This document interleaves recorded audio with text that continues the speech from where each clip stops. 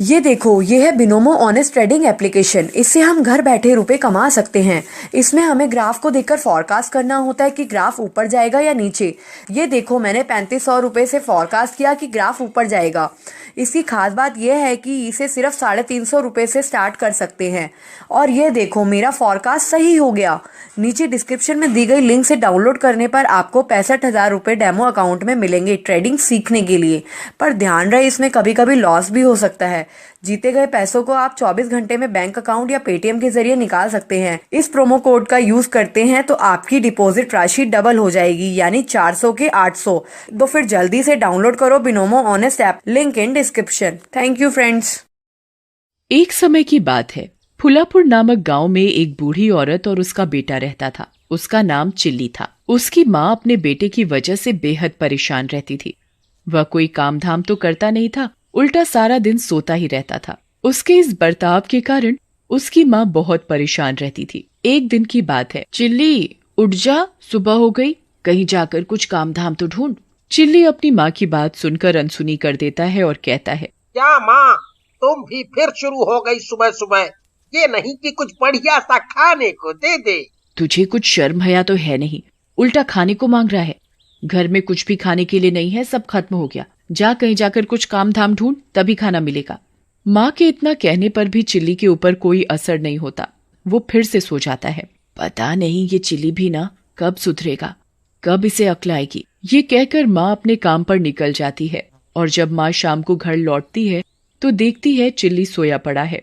उसे सोता देख माँ आग बबूला हो जाती है और घर के कोने में पड़ा डंडा उठाकर चिल्ली को मारने लगती है। चिल्ली जोर से चिल्लाता हुआ, हाय मर गया रे, मार डाला, उई, कोई तो बचाओ।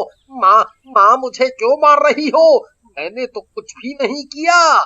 नास पिटे, सुबह से अभी तक सोया पड़ा है, तुझे कुछ शर्म वर्म है कि नहीं? तभी कुछ गांव वाले चिल्ली के रोने की आवाज सुनकर इकट्ठा हो जाते हैं और कहते हैं, अरे क्या हुआ चिल्ली की माँ, इसे क्यों पीट रही हो? क्या बताऊं, तुम सबको तो पता ही है कि ये सारा दिन निकट्टू की तरह घर में खटिया तोड़ता रहता है। बस सारा दिन सोता है और खाता है, कुछ काम धाम तो करता नहीं है। हाँ, ये बात तो सही है। फिर सभी गांव वाले चिल्ली को समझाने लगते हैं और कहते हैं, देख चिल्ली बेटा, तेरी माँ कब तक काम करेगी? वो बूढ़ी हो चुकी है, तुझे अब कोई न कोई काम तो करना पड़ेगा। गांव वालों की बात सुनकर चिल्ली मन ही मन कहता है, ये गांव वाले मेरा पीछा नहीं छोड़ेंगे।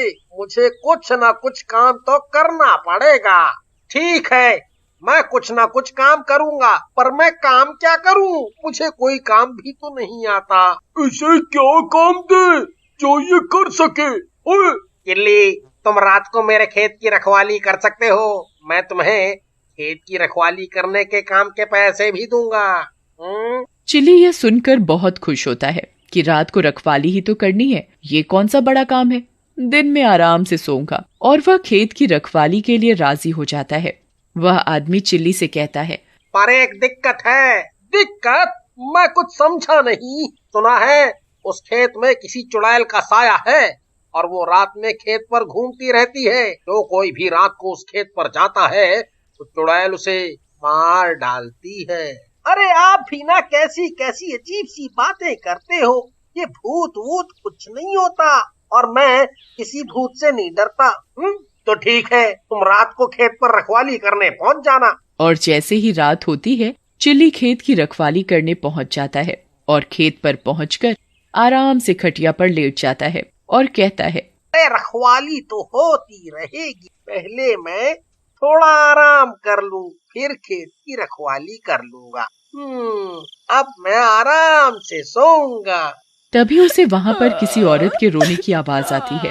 इतनी रात में कौन औरत रो रही है? तभी उस औरत के रोने की आवाज बंद हो जाती है और चिल्ली भी सो जाता है। तभी कुछ देर बाद चुड़ैल चिल्ली के पास बैठी होती है और उसे अपनी डरावनी आंखों से देख रही होती है। तभी चिल्ली की आंख खुल जाती है और वो दोबारा सो जाता है।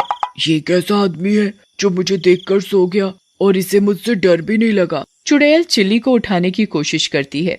चिल्ली बड़ी मुश्किल से उठता है और जैसे ही वह चुड़ैल को देखता है तो वह डर जाता है।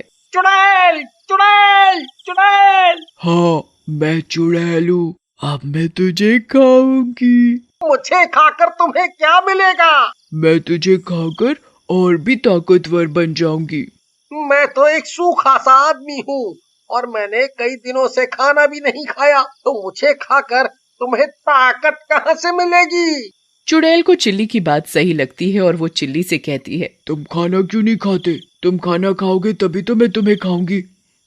इतने दिनों बाद तो मुझे शिकार मिला है। खाना कहाँ से खाऊं? आज ही तो मैं खेत पर काम करने आया हूँ। काम करूँगा तभी तो मुझे पैसे मिलेंगे।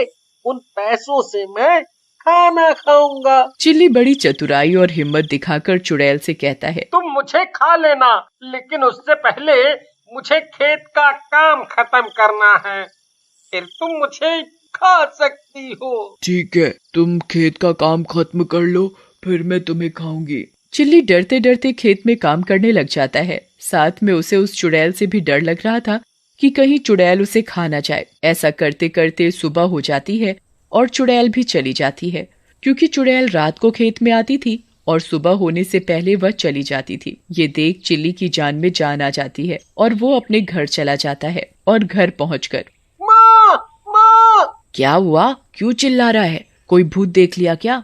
माँ, भूत नहीं, चुड़ैल देखी है, चुड़ैल। पागल वागल हो गया है क्या? अभी तो एक ही रात काम किया है, थक गया बस। माँ, मैं सही कह रहा हूँ। मैंने खेत पर चुड़ैल को देखा है, वो मुझे खाने वाली थी। बड़ी मुश्किल से मैं अपनी जान बचा कर आया हूँ। ये सब तेरे काम ना करने के बहाने। तू चाहे कितना बहाना बना ले, काम तो तुझे करना ही पड़ेगा। चिल्ली बेचारा माँ को कहता ही रह जाता है, पर माँ चिल्ली की बातों का यकीन नहीं करती और चिल्ली कहता है। चिल्ली को भूख भी लगी थी, तभी चिल्ली माँ से कहता है, माँ, बहुत जोरों की भूख लगी है, खाना ला दो। उसकी माँ चिल्ली के लिए खाना लेकर आती है। चिल्ली खाना देखकर खुश हो जाता है और वह खाना खाने लगता है। तभी उसे चुड़ैल की बात याद आ जाती है और वो खाना छोड़ देता है। चिल्ली, खाना क्यों छोड़ दिया? खाना अच्छा नहीं बना क्या? नहीं माँ, ऐसी बात नहीं है। खाना तो अच्छा बना है, पर मन नहीं है। और फिर चिल्ली बिना खाना खाए भूखा ही रह जाता है। वह पूरी रात का जगा हुआ था तो उसे नींद भी आ जाती है। और फिर रात को चिल्ली की माँ चिल्ली को जगाती है और कहती है, चिल्ली, तू सोता ही रहेगा या खेत पर काम करने भी जाएगा? माँ, आज मैं खेत पर काम करने नहीं जाऊंगा। खेत पर चुड़ैल है, चुड़ैल। मैं तेरी एक नहीं सुनूंगी। इतनी मुश्किल से तो तुझे काम मिला है और तू काम करने के लिए मना कर रहा है। बस बहुत हो गया, अब जा खेत पर। चिल्ली के इतना कहने पर भी माँ नहीं मानती और चिल्ली को ना चाहते हुए भी खेत पर जाना पड़ता है। और खेत पर पहुंचकर वह खटिया पर बैठ जाता है और इधर उधर देखने लगता है कि कहीं चुड़ैल ना आ जाए। वो सोच ही रहा होता है कि तभी अचानक चिल्ली की चीख निकल जाती है। चुड़ैल चिल्ली के पास बैठी होती है। चुड़ैल जी, आप? हाँ, मैं। कल तो तूने मुझे अच्छा बेवकूफ बनाया, पर मैं आज तुझे नहीं छोड़ूंगी। आज तो मैं तुझे खाकर और भी ताकतवर बन जाऊंगी। देखो चुड़ैल जी, आप गुस्सा मत करो। आप मुझे खा लेना, मेरा थोड़ा सा काम है, मैं उसे खत्म कर लूं, फिर खा लेना। चिल्ली का काम भी खत्म हो जाता है। तभी चुड़ैल चिल्ली से कहती है, अब तो तेरा काम भी खत्म हो गया, अब मैं तुझे खाऊंगी। चिल्ली मन ही मन भगवान को याद कर कहता है, आज तो ये चुड़ैल मुझे खाकर ही मानेगी, क्या करूं? तभी उसके दिमाग में एक तरकीब आती है और वो चुड़ैल से कहता है, चुड़ैल जी, आप मुझे खा लेना, लेकिन मुझे खाकर आपको ताकत नहीं मिलेगी। मैं तो पहले से ही सूखा और कमजोर हूँ, लेकिन मैं एक ऐसे आदमी को जानता हूँ जो बहुत ही मोटा ताजा है, जिसे खाकर आप और भी ताकतवर हो जाओगी। उसकी झोपड़ी यहाँ से थोड़ी ही दूर है, के लिए तुम्हें उसके घर जाना पड़ेगा, बस। कहीं तुम मुझे बेवकूफ तो नहीं बना रहे? अरे नहीं नहीं नहीं, मैं आपको कैसे बेवकूफ बना सकता हूँ? चुड़ैल चिल्ली से कहती है, तुम मुझे उसके पास ले चलो। चुड़ैल चिल्ली के साथ साथ जाने लगती है। चिल्ली चुड़ैल को घुमा फिरा कर इधर उधर रास्ते से घुमा फिरा कर ले जाता है। उसे पता था कि थोड़ी ही देर में सुबह हो जाएगी और चुड़ैल भी चली जाएगी। और कितनी दूर है वो मोटा आदमी? भूख के मारे मेरा दम निकला जा रहा है, अब मुझसे और बर्दाश्त नहीं हो रहा। बस बस थोड़ी दूर और, तभी सुबह हो जाती है और चुड़ैल भी गायब हो जाती है।